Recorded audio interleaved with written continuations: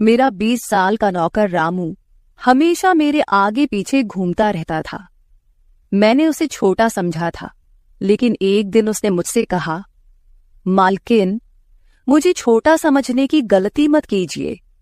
उस रात जब मैंने उसे देखा तो मैं आश्चर्यचकित हो गई थी, क्योंकि उस रात रामू ने 20 साल के लड़के की तरह नहीं, बल्कि 30 साल के आदमी की तरह मेरा। हेलो दोस्तों, आज की इस अनोखी कहानी में आप सभी का स्वागत है। जब से रामू मेरे पास सोने लगा था, तब से मेरे शरीर में बदलाव आने लगे थे। मुझे लगा था कि रामू छोटा है और उसे कुछ समझ नहीं आता होगा, लेकिन धीरे धीरे उसके असली रंग मुझे दिखने लगे। मैंने कभी सोचा भी नहीं था कि 20 साल का लड़का मेरी तरह की 40 साल की महिला को इतना सुख दे सकता है। रामू 20 साल का था। उसे मैं गांव से अपने घर काम के लिए लाई थी। मेरे घर में सिर्फ मैं और मेरा 1 साल का बेटा था।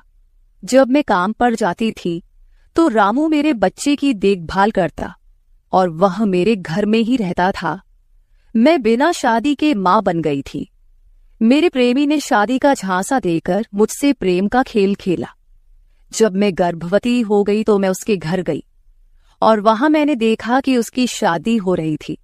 उसने मुझसे प्रेम का नाटक किया और किसी और लड़की से शादी कर ली थी।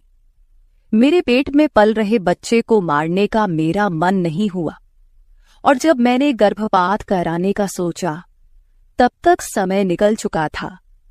मैं 5 महीने की गर्भवती हो चुकी थी। मेरे माता पिता ने मुझे और मेरे बच्चे को स्वीकारने से इनकार कर दिया। तब मैं अकेली रहने लगी। कई महीने पहले मैं अपने गांव गई थी, अपने दादा के 100वें जन्मदिन के लिए। मेरे दादा ने मुझे जन्मदिन का निमंत्रण भेजा था और इसलिए मैं गांव गई थी। मेरे बेटे को वहां सिर्फ मेरे दादा ने ही प्यार से गोद में लिया था। आरव उनके पास खेल रहा था। तभी ऑफिस से मेरा फोन आया और मैं कुछ देर के लिए फोन पर बात करने के लिए बाहर चली गई। जब मैं वापस आई तो मेरा आरव दादा के पास नहीं, बल्कि घर के एक नौकर के पास था। मैंने देखा कि आरव उस नौकर के पास अच्छे से खेल रहा था। मैंने अपने बच्चे को उस नौकर से लिया और वहां से जाने लगी। तभी उस नौकर ने मुझे रोका।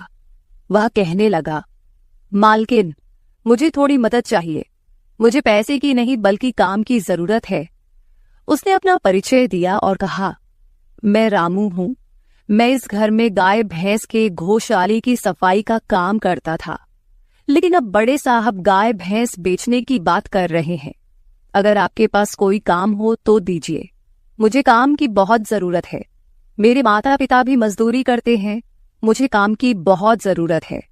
तब मैंने कहा, मेरे बच्चे की देखभाल का काम है, लेकिन इसके लिए तुम्हें शहर चलना होगा। इस काम के लिए मैं तुम्हें 5,000 रुपये महीना दूंगी। रामू मेरे साथ शहर आने के लिए तैयार हो गया। आरव उसके साथ अच्छे से रहता था और यह देखकर मैंने रामू को अपने घर लाने का फैसला किया। रामू तब से मेरे घर में ही रहने लगा। उसने कहा कि हर 4 महीने बाद जब थोड़े पैसे जमा हो जाएंगे, तब वह अपने गांव जाएगा। रामू दिन भर मेरे बच्चे की अच्छे से देखभाल करता और घर के कामों में भी मेरी मदद करता। रामू को घर आए 1 महीना हो चुका था और इस 1 महीने में उसने मेरा दिल जीत लिया था। उसकी देखभाल से मेरे बेटे की सेहत भी सुधर गई थी। जो आरव मुझे परेशान करता था, अब वह रामू के हाथों से अच्छे से खाना खाता था। मैंने रामू को एक अलग कमरा दिया था। एक दिन रात में आरव बहुत रोने लगा। किसी भी तरह से वह शांत नहीं हो रहा था। बच्चे के रोने की आवाज सुनकर रामू मेरे कमरे में आया और उसने आरव को मुझसे ले लिया। रामू के पास जाते ही आरव शांत हो गया था। रात बहुत हो चुकी थी। आरव रामू को छोड़ नहीं रहा था, तो मैंने रामू को अपने कमरे में ही सोने के लिए कह दिया। सुबह जब मैं उठी तो आरव रामू से लिपटकर सो रहा था। उस रात के बाद से रामू आरव के लिए मेरे कमरे में सोने लगा। रामू के आने के बाद सब कुछ अच्छे से चल रहा था। रामू के काम से खुश होकर छुट्टी के दिन मैं उसे मॉल लेकर गई। वहां मैंने उसके लिए अच्छे कपड़े खरीदे और सैलून में जाकर उसकी नई हेयर स्टाइल बनवाई। रामू देखने में अच्छा था, लेकिन वह एकदम साधारण तरीके से रहता था। उस दिन मैंने उसका पूरा लुक ही बदल दिया था। उसे नए अंदाज में देखकर मैं भी उस पर विश्वास नहीं कर पा रही थी। कल तक जो एक साधारण सा नौकर था, वह इतना हैंडसम और स्मार्ट दिख सकता है, इसकी मैंने कल्पना भी नहीं की थी। मॉल से हम घर आए तो आरव आते ही सो गया था। मैंने उसे कमरे में बिस्तर पर सुला दिया और पानी पीने के लिए बाहर जाने लगी। तभी रामू मेरे लिए पानी लेकर आया। पानी पीकर मैंने गिलास रखा और रामू मुझे तब से ही एकटक देख रहा था। जैसे ही मैंने गिलास रखा, उसने मुझे गले लगा लिया। कई सालों बाद किसी पुरुष ने मुझे गले लगाया था। मैंने उसे खुद से दूर किया। तब रामू ने कहा, मालकिन, आपकी वजह से आज पहली बार मैंने खुद से प्यार करना सीखा है। जिंदगी बहुत खूबसूरत है, बस इसे जीना आना चाहिए। आज आपने मेरा कायाकल्प करवा कर मुझ पर बहुत बड़ा उपकार किया है। मैं सच में बहुत अच्छा दिख रहा हूँ। रामू के चेहरे पर खुशी देखकर मैं भी खुश थी। अगले दिन से वह बहुत स्वच्छ और सलीके से रहने लगा था। वह 20 साल का था, लेकिन गांव का लड़का होने के कारण उसकी कद काठी अच्छी थी। वह घर में भी रोजाना कसरत करता था। उसकी लंबाई भी ठीक ठाक थी। मैंने उससे उसकी पढ़ाई के बारे में पूछा था, लेकिन उसने कहा कि अब उसका पढ़ाई से मन उठ गया है। हर सुबह ऑफिस जाने से पहले मैं अपने बच्चे को दुलार कर ऑफिस के लिए निकलती थी। आज जब मैं ऑफिस के लिए निकलने से पहले आरव को चूमने गई, तब वह रामू की गोद में था। अचानक आरव ने अपनी गर्दन घुमाई और मेरे होंठ रामू के गाल पर जा लगे। मुझे बहुत शर्मिंदगी महसूस हुई। मैंने उससे माफी मांगी और ऑफिस के लिए निकल गई। शाम को जब मैं घर आई, तब भी मैं रामू की आंखों में नजर नहीं मिला पा रही थी। रामू ने आरव को खाना खिलाकर सुला दिया था। फिर हम दोनों ने साथ में खाना खाया। खाना खत्म करने के बाद मैं अपने कमरे में गई। वहां मैं अपनी दवाइयां ले रही थी। मुझे माइग्रेन की समस्या थी, उसी की दवा मैं ले रही थी। दवा लेने के बाद भी मेरा सिर बहुत दर्द कर रहा था। मैं अपने कमरे में सिर पकड़कर बैठी हुई थी। कुछ देर बाद रामू कमरे में आया। मुझे इस हाल में देखकर उसने पूछा कि क्या हुआ। जैसे ही उसे पता चला कि मेरा सिर दर्द कर रहा है, उसने मेरे सिर की मालिश शुरू कर दी। रामू की मालिश से मुझे आराम मिल रहा था। धीरे धीरे मुझे गहरी नींद आने लगी। उस रात मुझे बहुत अच्छी नींद आई थी। अगले दिन हमारे ऑफिस में ट्रेडिशनल डे का फंक्शन था और इसके लिए मैंने गुजराती लुक अपनाने का फैसला किया। मैंने घाघरा पहन लिया था, लेकिन स्कर्ट का नॉट बांधने में मुझे दिक्कत हो रही थी। तब मैंने रामू को कमरे में बुलाया और उससे नॉट बांधने को कहा। नॉट बांधते समय उसका हाथ मेरी खुली पीठ पर से गुजर रहा था। मैंने उसे छोटा समझा था, इसलिए मैंने उसे यह काम करने के लिए कहा था। मेरे पास और कोई विकल्प भी नहीं था। तैयार होकर जब मैं जाने लगी तो रामू ने मुझे रोका और अंदर से काजल लेकर आया। उसने मेरे कान के पीछे काजल लगाया और कहा, मालकिन, अब आपको किसी की नजर नहीं लगेगी। आप बहुत सुंदर लग रही हैं। उसकी बात सुनकर मैं हंसी और चलने लगी। उस दिन शाम को जब मैं घर आई तो मेरे साथ मेरी एक सहेली और उसका प्रेमी भी आया। रामू ने आज बहुत अच्छा खाना बनाया था। मेरी सहेली प्रिया 4-5 दिन मेरे घर रुकने वाली थी। अगले 3 दिन उसका प्रेमी भी मेरे घर पर था। अगले दिन रात को रामू ने खाना बनाया और प्रिया और उसके प्रेमी को खाने के लिए बुलाया, लेकिन वे दोनों कमरे में ही ड्रिंक कर रहे थे। प्रिया तो बहुत ज्यादा पी चुकी थी। वह खाना खाए बिना ही सो गई। उसका प्रेमी रोहन हमारे साथ खाना खाने बैठा। उसने कहा, प्राची, तुम प्रिया से भी ज्यादा सुंदर हो। रोहन के बोलते ही रामू उसे गुस्से से देख रहा था। खाना खत्म करने के बाद रोहन अपने कमरे में चला गया। उसके जाते ही रामू मुझसे कहने लगा, मालकिन, आपके ये कैसे दोस्त हैं? मुझे उस आदमी की बात बिल्कुल भी अच्छी नहीं लगी। तब मैंने रामू से कहा, मैं तुझे घर के सदस्य की तरह मानती हूँ। इसका यह मतलब नहीं कि तू मेरे मेहमानों से कुछ भी कहे।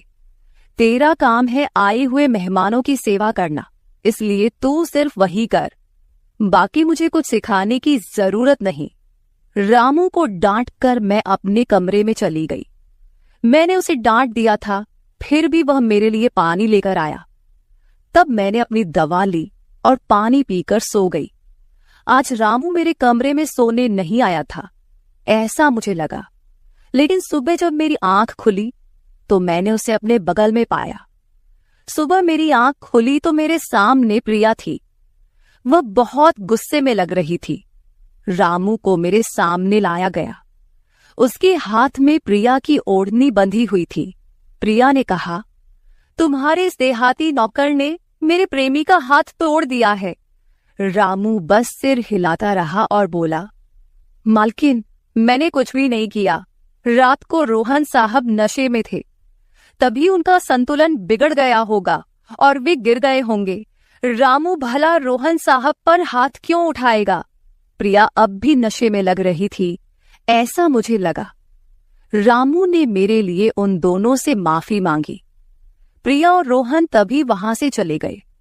रामू मुझसे भी माफी मांगने लगा। मुझे पता था कि उसने कुछ नहीं किया था। आज मैंने छुट्टी ली थी क्योंकि कई दिनों से मैं बहुत व्यस्त थी। आज सोचा कि खुद के लिए थोड़ा समय निकालूं। नाश्ता करने के बाद मैं फिर से 1 घंटे के लिए सो गई। आरव भी मेरे साथ सो गया था। उठने के बाद मुझे 1 कप चाय की जरूरत महसूस हुई। मैं रामू को चाय बनाने के लिए पुकार रही थी, लेकिन उसकी तरफ से कोई जवाब नहीं आ रहा था। उसे ढूंढते ढूंढते मैं उसके कमरे में गई। वहां जाकर देखा कि रामू अभी अभी नहाकर बाथरूम से बाहर आया था। उसने शर्ट नहीं पहनी थी। मैंने पहली बार उसे इस तरह देखा। रामू का शरीर बेहद मजबूत था। उसका शरीर किसी योद्धा की तरह दिख रहा था। मैं उसे टकटकी लगाकर देख रही थी। मुझे उस वक्त कोई होश नहीं था। कई सालों बाद मैं किसी जवान पुरुष को इस तरह बिना कपड़ों के देख रही थी। मैं उसे टकटकी लगाए देख रही थी। तभी रामू ने मुझे आवाज दी।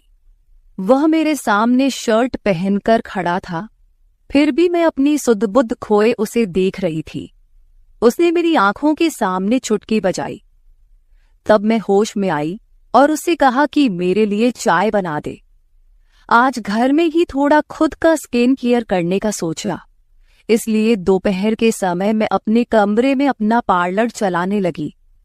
उस समय मैंने शॉर्ट्स और गाउन पहन रखा था और मैं अपने पैरों का वैक्सिंग कर रही थी।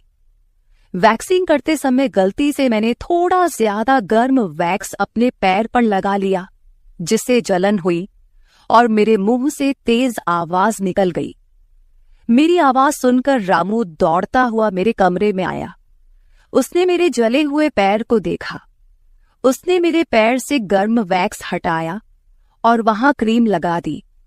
उसके हाथ बार बार मेरे पैर पर अनजाने में फिर रहे थे और उस वक्त मेरे मन में जो भावनाएं उत्पन्न हो रही थीं, उन्हें व्यक्त करना मेरे लिए मुश्किल हो रहा था। रामू की नजर मुझ पर पड़ते ही मैं दर्द से कराह उठी। मुझे इस हालत में देखकर उसने कहा, बाई साहब, अब आप बस आराम से लेट जाइए। आपको जो भी करना है मुझे बताइए, मैं आपकी मदद कर दूंगा। मैंने उसे मेरे दूसरे पैर का वैक्सिंग करने को कहा। रामू ने जैसा मैंने बताया वैसा ही किया। उसने मेरे चेहरे की मसाज भी कर दी। उसके स्पर्श से मुझे बहुत आराम मिला। आज का छुट्टी का दिन मेरे लिए आरामदायक बीता। रामू में हर गुण भरा हुआ था। वह किसी भी काम में पीछे नहीं था। आज रात मैंने उसे मेरे कमरे में सोने के लिए मना कर दिया। दिन भर मैं घर में नहीं होती, कम से कम रात को तो मुझे मेरे बच्चे के साथ अकेले समय बिताना चाहिए। हर बार रामू का आना मुझे पसंद नहीं था, इसलिए मैंने उसे कमरे में सोने के लिए मना कर दिया। इस तरह दिन बीतने लगे। कुछ दिनों तक रामू के बिना आरव रात को सो नहीं पाता था, लेकिन धीरे धीरे उसने रोना बंद कर दिया। मुझे अपने अंदर कुछ बदलाव महसूस होने लगे थे। सुबह उठते ही मेरा शरीर बहुत दुखने लगता था। अचानक ये सब क्यों हो रहा है, समझ नहीं आ रहा था। कुछ दिनों में मेरी शारीरिक पीड़ा इतनी बढ़ गई कि मुझे बिस्तर से उठने की भी इच्छा नहीं होती थी। तब मैंने ऑफिस से 1 हफ्ते की छुट्टी ले ली। कुछ दिनों आराम किया, शायद थोड़ा ठीक हो जाऊं। अब पूरा वक्त आरव रामू के साथ रहता था। जब उसे भूख लगती तो वह बीच बीच में मेरे पास आ जाता। आज मैं अपनी कमर पकड़कर बैठी थी। रात को रामू पानी लेकर मेरे कमरे में आया। मेरी कमर पर हाथ देखकर उसने समझ लिया कि मुझे बहुत तकलीफ हो रही है। रामू ने कहा, भाई साहब, अगर आपको कोई आपत्ति ना हो तो मैं आपकी कमर की मालिश कर देता हूं। मेरी कमर इतनी दुख रही थी कि मैंने उसकी मालिश के लिए हाँ कर दी, लेकिन उससे पहले मैंने अपने कमरे की लाइट बंद कर दी। छोटे 0 बल्ब की रोशनी में मेरी कमर उसे नहीं दिखेगी, इसलिए मैंने कमरे की बड़ी लाइट बंद करके 0 बल्ब जला दिया। वह जब मालिश कर रहा था, मुझे बहुत आराम मिल रहा था। मालिश करने से मेरी पीड़ा जैसे झट से गायब हो गई थी। मालिश करते समय रामू ने मुझसे पूछा, भाई साहब, आपको आरव के पिता की कभी याद नहीं आती? आप इतनी सुंदर और जवान होकर भी अभी तक अकेली क्यों हैं? उसके सवाल का मेरे पास कोई सही उत्तर नहीं था। मैंने उससे कहा कि शायद तुम्हारे सवाल का उत्तर मेरे पास नहीं है। उस सवाल पर वहीं विराम लग गया। रामू की मालिश से मुझे अच्छी नींद आ गई थी। अगले 2 दिन बाद वह तारीख थी जब मैंने अपने प्रेमी से मुलाकात की थी। आखिर वह दिन आ ही गया। उस दिन मैंने दिन भर अपने मन को किसी न किसी काम में व्यस्त रखने की कोशिश की, लेकिन रात के अंधेरे में मुझे अपने प्रेमी की बहुत याद आ रही थी। आज वह मेरे साथ नहीं था, लेकिन वह मेरे बच्चे का पिता था। आरव को देखकर मुझे रोज उसकी याद आती थी और आज मैं अपनी भावनाओं को छुपा नहीं पाई। मैं अपने कमरे में जोर जोर से रोने लगी। आरव पास में सो रहा था, इसका भी मुझे ध्यान नहीं रहा। मैंने आज अपनी दवाइयां भी नहीं ली थीं। रामू पानी लेकर मेरे कमरे में आया। मुझे रोते हुए देखकर उसने मुझे पानी पिलाया। जब मैं शांत हुई तो उसने मुझे दवाइयां दी। मेरे रोने की आवाज से आरव हल्का हिलने लगा। वह जाग न जाए, इसलिए रामू मुझे अपने कमरे में ले गया। वहां जाकर मैंने उसे कसकर गले लगा लिया। ऐसा लग रहा था कि मैंने अपना होश खो दिया था। मेरा रोने का कारण सुनकर रामू भी शांत हो गया था। वह लगातार मेरे आंसू पोंछ रहा था। रोते रोते मैंने उसका कंधा पकड़ लिया। धीरे धीरे मैंने उसे और करीब खींच लिया। मैंने उससे कहा, रामू, आज की रात मैं तुम्हारे साथ बिताना चाहती हूं। तब रामू ने कहा, भाई साहब, मैं अभी छोटा हूं, मुझे कुछ भी नहीं आएगा। उसकी बात सुनकर मैंने उसे और पास खींच लिया। उस रात मैं उसके कमरे में थी, लेकिन सुबह जब मैं उठी तो वह मेरे पास नहीं था। उसकी शर्ट वहीं पड़ी हुई थी। जब मैं बाहर गई तो मैंने देखा कि रामू मेरे बच्चे को दूध और बिस्किट खिला रहा था। मुझे आरव का ख्याल नहीं आया था, लेकिन रामू ने नहीं भुलाया। उसने हम दोनों माँ बेटे को खुश कर दिया था। रात की थकान के बाद मैं सुबह देर से उठी थी। दिन भर रामू ने मुझसे नजरें नहीं मिलाईं। आज प्रिया मुझसे मिलने घर आई थी।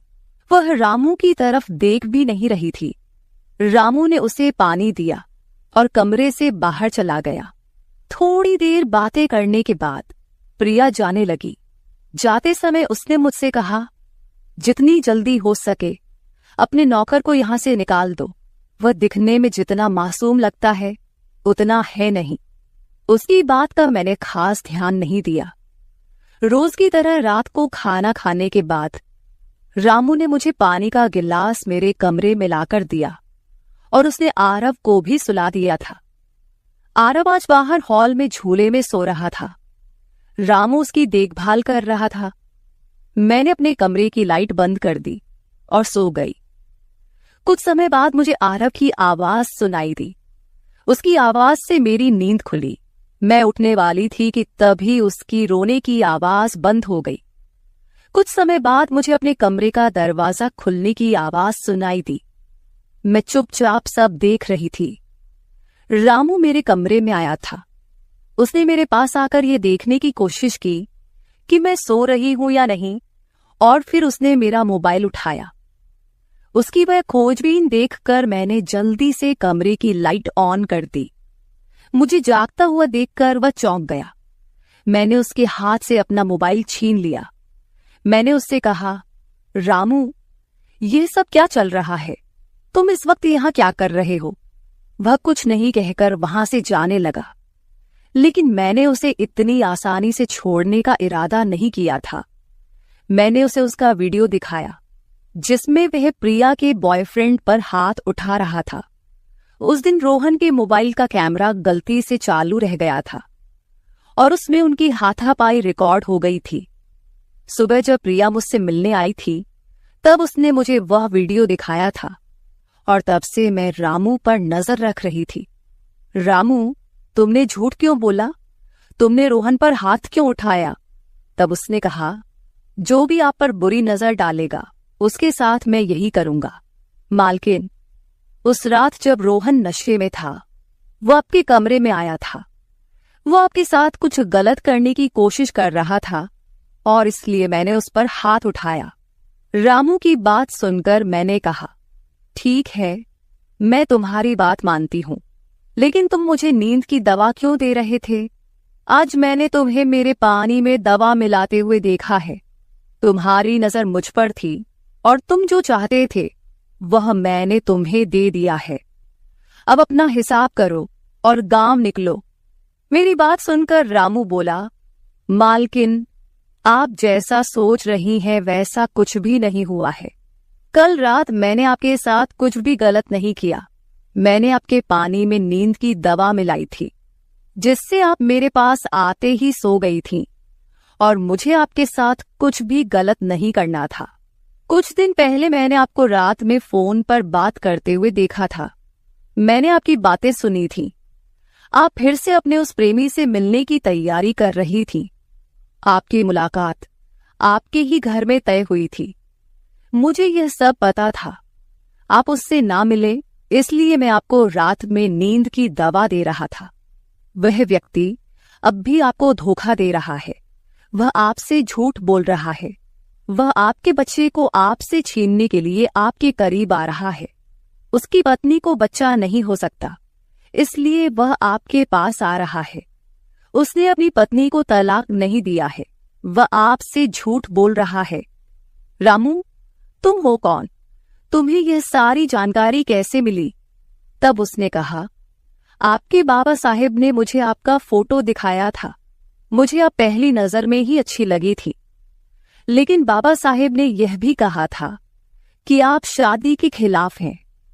तब मैंने उनके साथ मिलकर यह प्लान बनाया। आपके दिल में अपनी जगह बनाने के लिए मैं यहां आया था, लेकिन यहां आने के बाद मैंने देखा कि बहुत से लोग आप पर बुरी नजर रखते हैं, इसलिए मैंने आपकी सुरक्षा करनी शुरू कर दी। रामू 20 साल का नहीं था। मेरा पहला शक सही निकला। वह 30 साल का था और एक अच्छी नौकरी पर था। उसने मेरे प्यार के लिए इतनी मेहनत की थी। रामू ने मेरे प्रेमी के बारे में जो भी कहा था वह सब सच था। रामू ने मेरे प्रेमी की सारी जानकारी सही निकाली थी। रामू जैसा ईमानदार पति और मेरे बच्चे का पिता मिलना मेरे लिए बहुत बड़ी बात थी। मैं अपने प्रेमी के धोखे के जाल में फंसने से बच गई थी। आज मैं विक्रांत उर्फ रामू के साथ बहुत खुश हूं। वह मुझसे और मेरे बच्चे से बहुत प्यार करता है। मेरे बाबा साहेब की वजह से आज मेरा परिवार शुरू हुआ। मुझे रामू जैसा पति मिला, ये मेरा सौभाग्य था।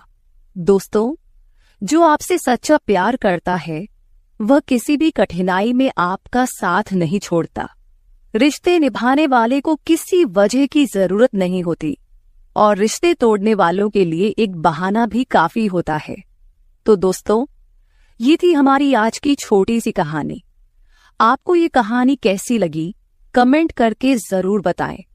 अगर आप ऐसी ही और भी इंटरेस्टिंग कहानियां सुनना चाहते हो तो चैनल को सब्सक्राइब जरूर कर ले और बेल नोटिफिकेशन ऑन कर ले ताकि आपको मेरी आने वाली हर वीडियो समय से मिल सके। कल मिलेंगे एक और वीडियो के साथ। धन्यवाद। नौकर जोर लगा लगा कर मेरा मसाज करता। मैं उसको पैसे पकड़ाती तो कहता, रहने दो मालकिन, वसूली रात को करूंगा। मैं कुछ समझ नहीं पाती। जैसे जैसे वह मसाज करता मुझ पर खुमारी बढ़ती ही जाती और मैं सुकून से गहरी नींद सो जाती। लेकिन एक रात मुझे नींद नहीं आई। मेरे तो होश उड़ गए जब उस रात मसाज करते करते उसने, मेरा नाम दामिनी है, मैं बहुत खूबसूरत थी, इसीलिए शादी से पहले हर दिन मेरे लिए रिश्ता आता था। मैं अपने माँ बाप की इकलौती बेटी थी, इसलिए मेरा बाप चाहता था कि मैं डॉक्टर बनकर उसका नाम रोशन करूं। मगर जब मेरे लिए इतने अच्छे रिश्ते आते थे तो मेरी माँ मुझे कहती कि तुम अपनी पढ़ाई छोड़ दो ताकि मैं तुम्हारी शादी कर दूं। मगर मैं अपनी माँ से कहती थी कि मुझे तो डॉक्टर बनना है। मगर ये सुनकर मेरी माँ को गुस्सा आ जाता था और वह कहती थी कि तुम अभी शादी कर लो, ये डॉक्टर की पढ़ाई बाद में कर लेना।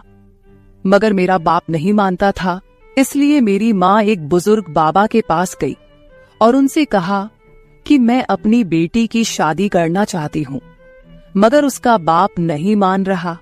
कोई ऐसा ताबीज दो कि उसका बाप शादी के लिए फौरन मान जाए। उस बुजुर्ग ने मेरी माँ से 2000 रुपए लिए और ऐसा ताबीज दिया कि मेरा बाप मेरी शादी के लिए फौरन मान गया।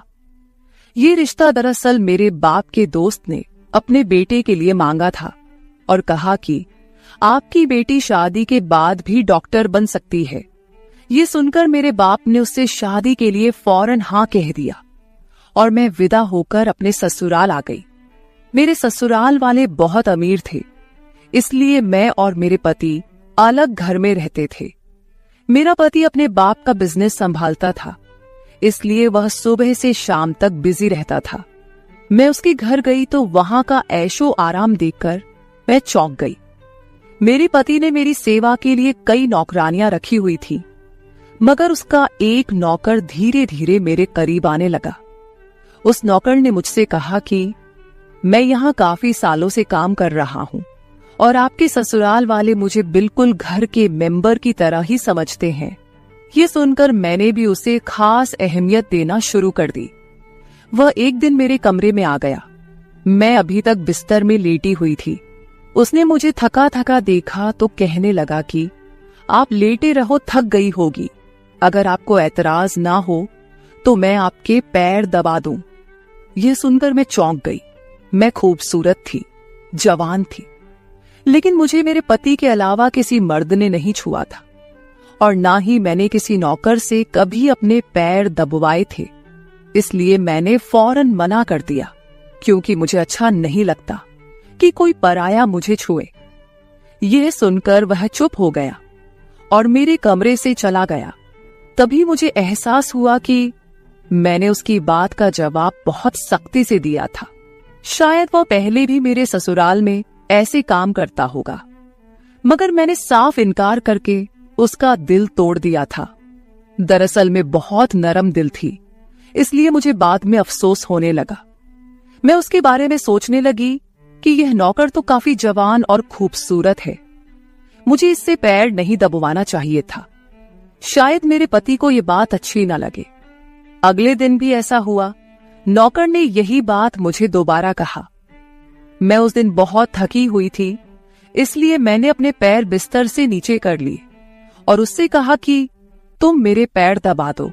ये सुनकर वह खुश हो गया और उसने मेरे पैर दबाने शुरू कर दिए। वह इतने धीरे धीरे पैर दबा रहा था कि मुझे फिर से नींद आने लगी। ये देखकर वह नौकर कहने लगा, मालकिन, आपको नींद आ रही है, आप बिस्तर पर लेट जाओ, मैं आपके पैर दबाता रहूंगा। मैं जैसे मदहोशी में थी, इसलिए फौरन बिस्तर पर लेट गई। वह नौकर बिस्तर पर आ गया और मेरे पैर दबाने लगा।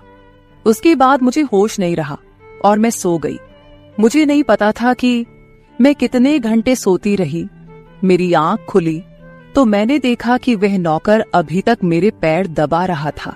ये देखकर मुझे उस पर तरस आ गया और मैंने हाथ बढ़ाकर अपना पर्स खोली और कुछ नोट निकाले और उस नौकर के हाथ में रख दिए।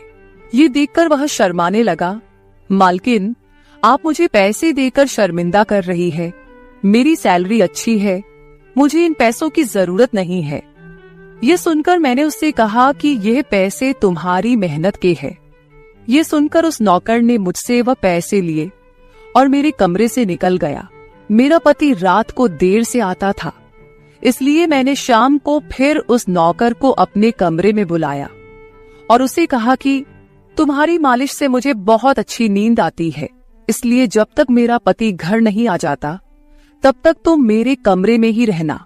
शायद नौकर को पैसे का लालच आ गया था, इसलिए वह मेरी बात सुनकर खुश हो गया और कहने लगा, मैं तो आपका मामूली सा नौकर हूँ, जैसा आप कहोगे मैं वैसा ही करूंगा।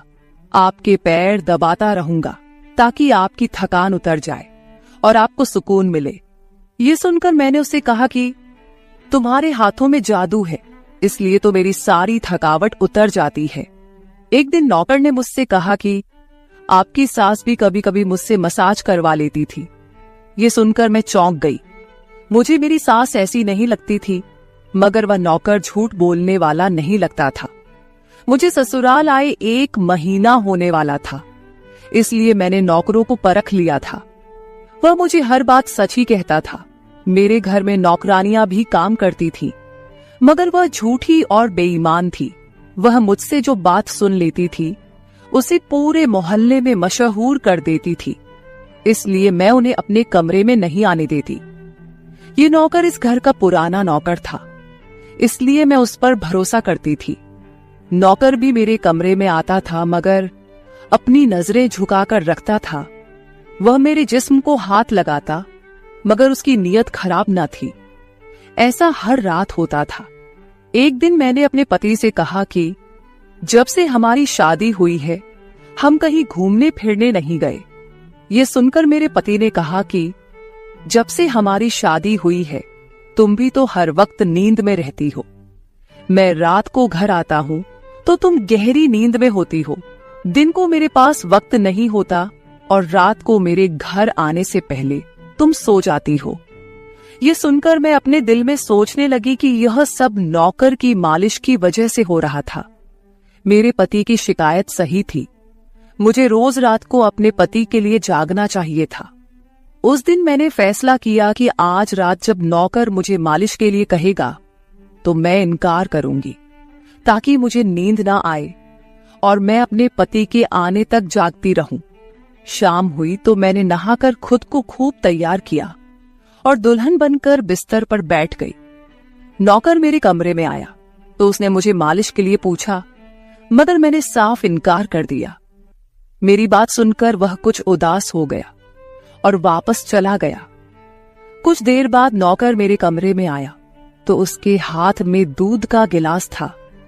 मैंने खाना नहीं खाया था, इसलिए फौरन दूध पी ली और अपने पति का इंतजार करने लगी, मगर मुझे नींद आ गई और मैं सो गई। सुबह में जागी तो नौकर फौरन मेरे कमरे में आया और कहने लगा, मालकिन आपके लिए नाश्ता लेकर आऊं। ये सुनकर मैंने अपने पति के बिस्तर की तरफ देखा, वह खाली था। ये देखकर नौकर कहने लगा, मालिक को जरूरी काम था, वह नाश्ता करके चले गए। ये सुनकर मेरा मूड खराब हो गया। मैं रात भर उसका इंतजार करती रही, मगर वह सुबह होते ही ऑफिस चला गया। मैंने नौकर से कहा कि मेरे लिए चाय ले आओ।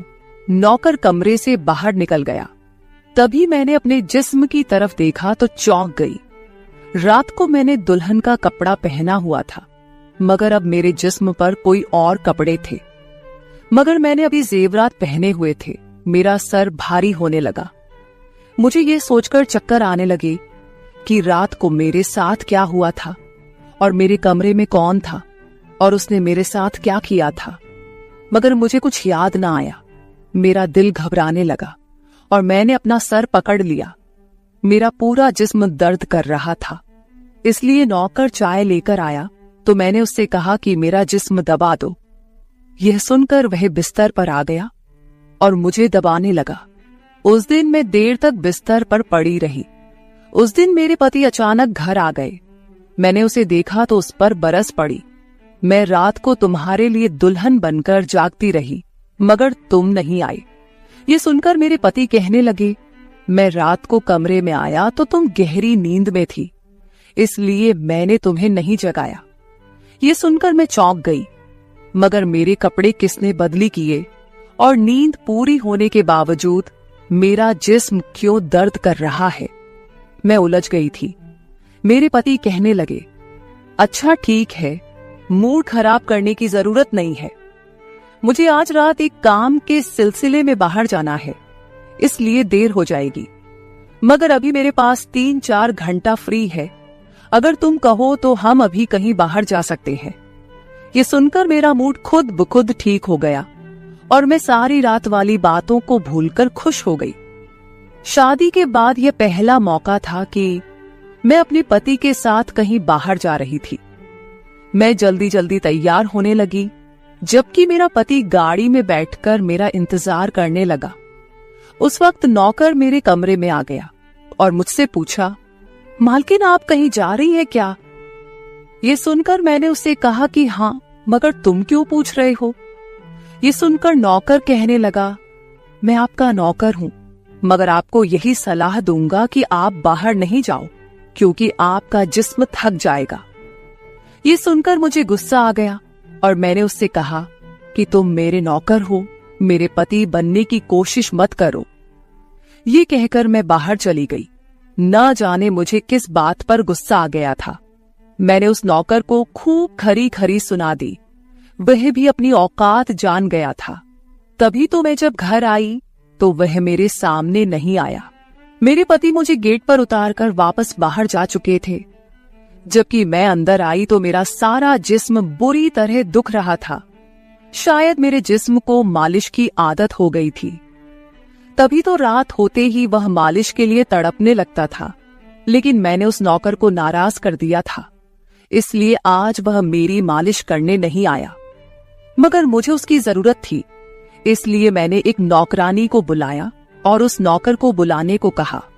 थोड़ी देर गुजरी थी कि वह नौकर मेरे कमरे में आ गया, मेरे बिस्तर पर बैठ गया और चुपचाप मेरे पैरों को दबाने लगा।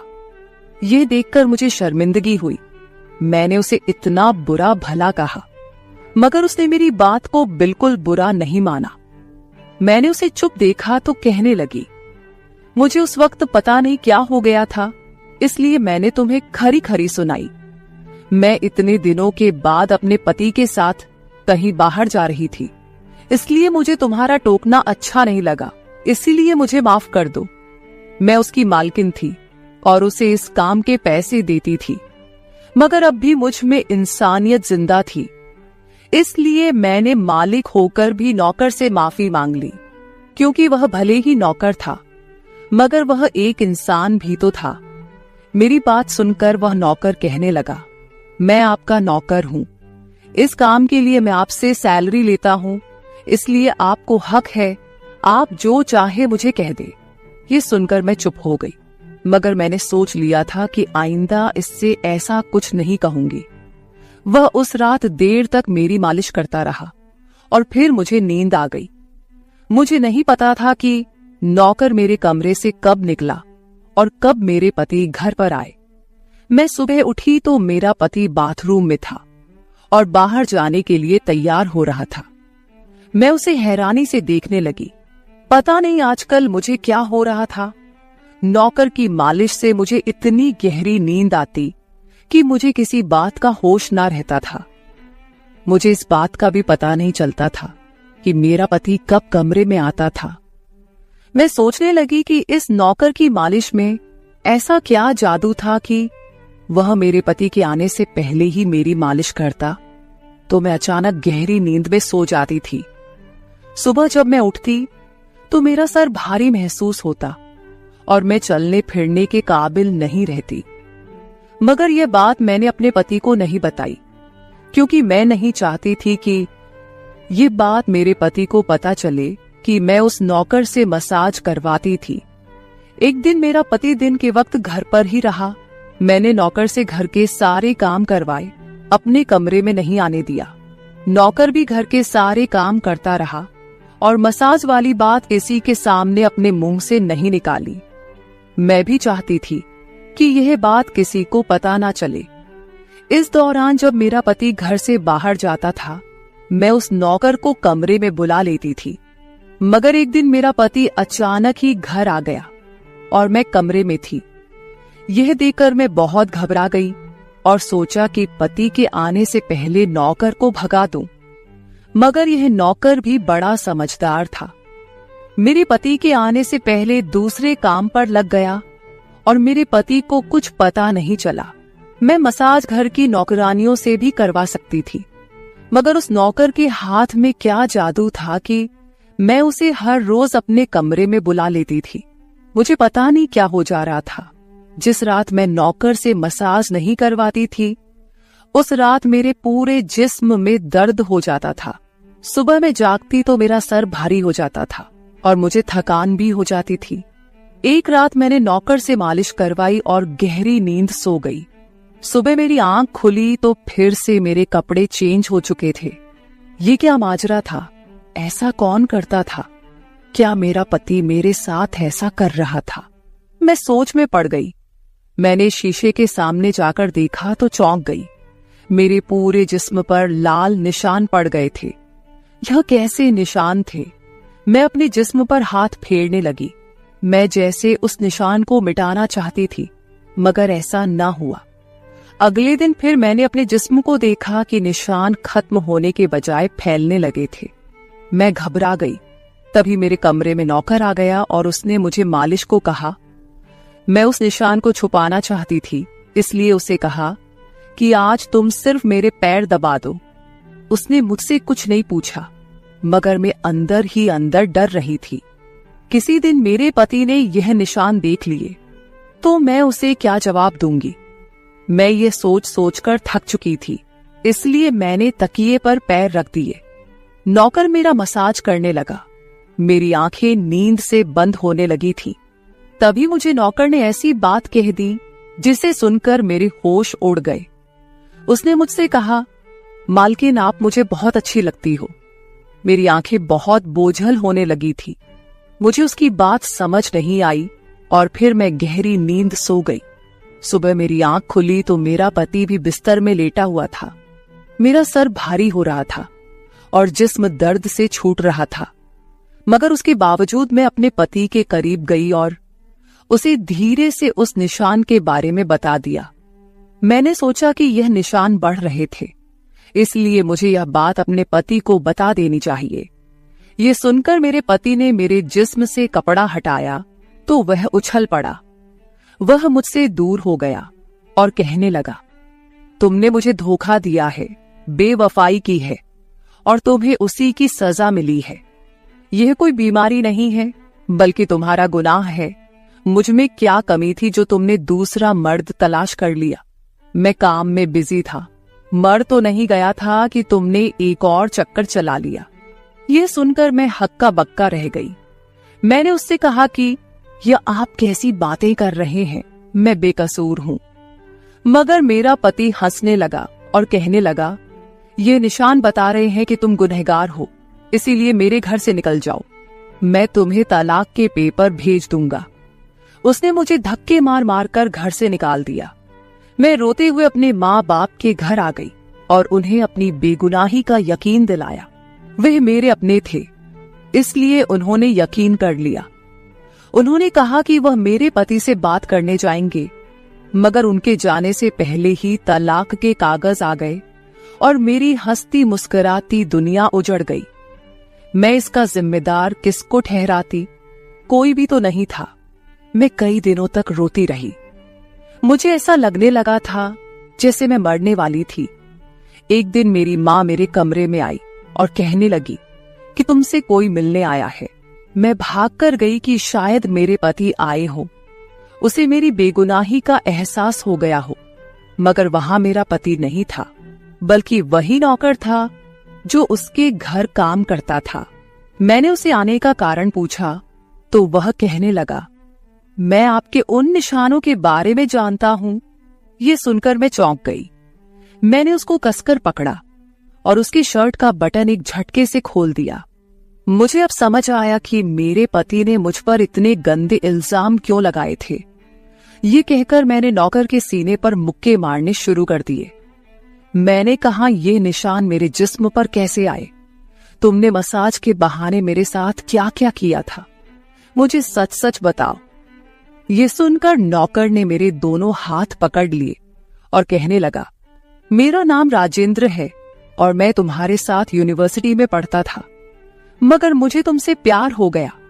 मैं भी डॉक्टर बनना चाहता था और मैंने सोचा था कि जब हम दोनों डॉक्टर बन जाएंगे तो मैं तुम्हारे बाप से तुम्हारा हाथ मांग लूंगा। मगर एक दिन तुम्हारी सहेली की जुबानी मुझे पता चला कि तुम्हारी माँ तुम्हारी शादी जल्द करना चाहती है, इसलिए मैंने डर कर तुम्हारे घर रिश्ता भेजा। मगर तुम्हारे बाप ने इनकार कर दिया और कहा कि मैं अपनी बेटी की शादी तब करूंगा जब वह डॉक्टर बन जाएगी। इसलिए मैं टेंशन फ्री होकर अपनी पढ़ाई करने लगा। मुझे 1 हफ्ते के लिए अपने कजिन की शादी के लिए शहर से बाहर जाना पड़ा, तभी तुम्हारी शादी हो गई।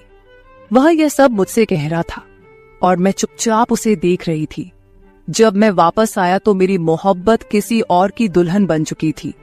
मैं तुम्हारे प्यार और दीवानगी में तुम्हारे ही घर का नौकर बन गया ताकि मैं तुम्हारे करीब रह सकूं। मैं तुम्हारे करीब आना चाहता था, इसलिए मसाज के बहाने तुम्हारे कमरे में आ जाता था और रात को तुम्हारे दूध में बेहोशी की दवा मिला देता था ताकि तुम सोती रहो और तुम्हारा पति तुम्हारे करीब ना आ सके, क्योंकि तुम मेरी थी। मैं तुम्हें किसी और के करीब नहीं देख सकता था। ये सुनकर मैं हक्का बक्का रह गई। क्या तुमने मेरे साथ कभी कुछ गलत किया? ये सुनकर उसने मेरा हाथ अपने सर पर रख लिया और कहा, मैं तुमसे प्यार करता था, इसलिए तुम्हारी इजाजत के बगैर मैं तुम्हारे साथ कुछ नहीं करना चाहता था। ये सुनकर मैंने उस निशान की तरफ इशारा किया जो हम दोनों के जिस्म पर थे। ये सुनकर वह हंस दिया और कहा कि मैं डॉक्टर हूं और यह सिर्फ इन्फेक्शन है। ये मैंने इसलिए किया ताकि तुम्हारे पति को हम दोनों के ऊपर शक हो जाए। ये कहकर उसने मुझसे माफी मांग ली और मैंने पूरे 1 साल उसे सजा देने के बाद माफ कर दिया और फिर उसके साथ शादी कर ली। तो मेरे प्यारे दोस्तों, ये थी हमारी आज की छोटी सी कहानी।